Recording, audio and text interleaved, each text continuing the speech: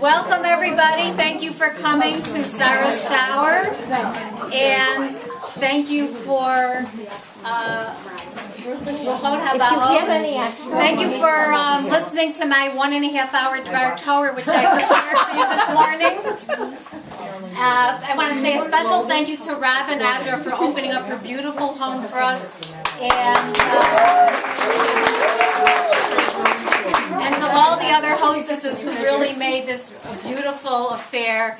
I want to thank Sandy Aberman, Libby Abramowitz, Golda Rivka Clay, Jerry Feldman, Judy Phillip, Anna Smolenski, and Lori Weiner. Did I get everybody? And you. Okay.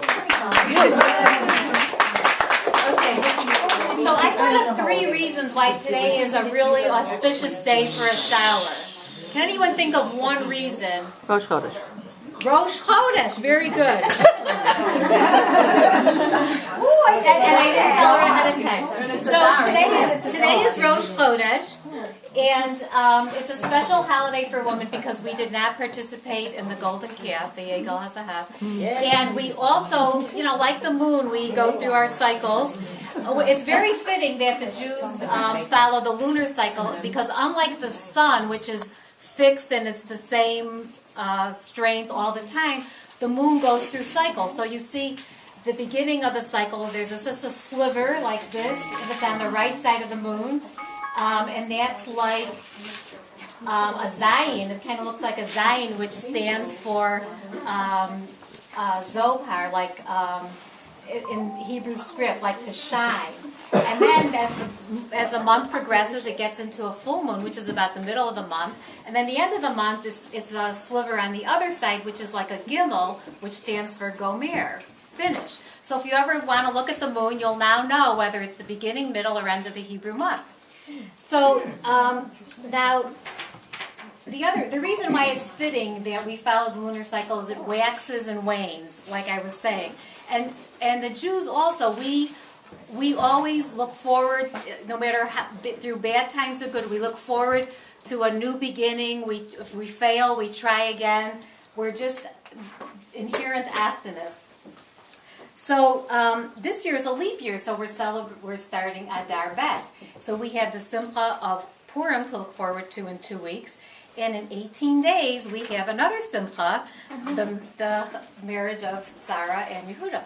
So, 18, everyone knows that the gematria of what word is 18? Chad and Yud. So in 18 days, they'll be starting their new life together. Also, speaking of gematria, the word ahava, which means love in Hebrew, does anyone know what the gematria for that is? 7, 9. It's Aleph is 1, Hey is 5, Bet is 2, Hey is 5, which makes 13. And another word that's also has the gematria of 13 is Echad, 1, 8, and 4. So when 2 people love each other, they become unified like one. And also the shoresh of ahava is have, which means to give. And I was just reading this Family First magazine. It says have family center. It's like a counseling center, and have means give. So when we give to people, we develop love for them and strong feelings for them.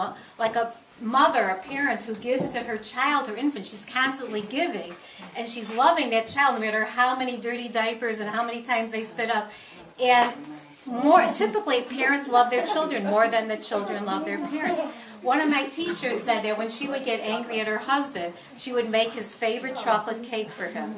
So so when you're making your Shalach Manot in a couple of weeks, if there's someone you're angry at or annoyed with, make them an extra special Shalach Manot and you'll get over it. Now in the Megillah we read that the Jews gave Mishloach Manot, Ish L'Re'ehu, U'Matanot Levunim. If you take the first letters of those last 4 words, Ish L'Re'ehu is Aleph and Lamed, but Matanot Levunim is Vav and Lamed. That spells out Elul. which is also the same first four letters of Ani L'Dodi V'Dodi Li. I am for my beloved, and my beloved is mine. So again, when you give Shalach Manot, it's one of the four mitzvahs of Purim, and you're giving, then you develop love and strong feelings, and that brings the Jewish people together as one united nation when we give tzedakah and do nice things. And everyone knows that the Silverstein family is full of chesed and good deeds and giving and doing for others. They're such a crucial members of our Buffalo Grove community.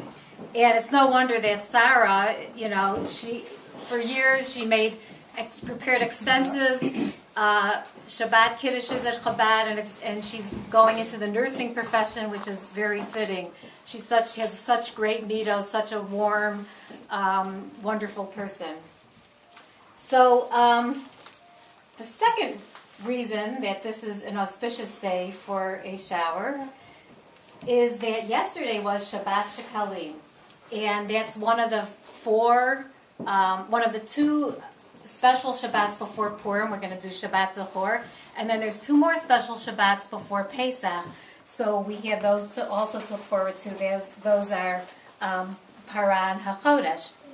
So in the Maftir yesterday, because of Shabbat Shekalim, we read about how each of the Jews gave half a shekel, no more and no less. Every male Jew, 20 and up, or 20 to 60, and then that was how they determined the census. And in Purim, we also give a half a shekel, which is about 50 cents. And so, since everyone gave the same amount, no matter how rich or poor, it symbolizes all Jews are equal. We're all on the same footage. We all have special neshamas, and so. And it also goes back to the idea I was saying before, that two halves make a whole. Everyone gives a half a shekel. Two spouses make a whole. All the Jewish people giving half a shekel make one nation. The third and final reason I thought of why today is an auspicious day for this shower is that yesterday we finished the book of Shemot, so we're 2/5 of the way till Simchas Torah. And we read, after we finished reading about all the Mishkan and everything that, was prepared, and everyone did exactly what Hashem told Moshe. Everything was done correctly. And we say, Chazak, Chazak, and Nit Chazak. We should be strong, very strong, and strengthen ourselves. So I learned in Rabbi Katz's Parsha class this past Wednesday that everyone contributed to the Mishkan according to their talents, and everyone's efforts was appreciated. So it mentions Betzalel, it mentions Ahaliab. They were both artisans.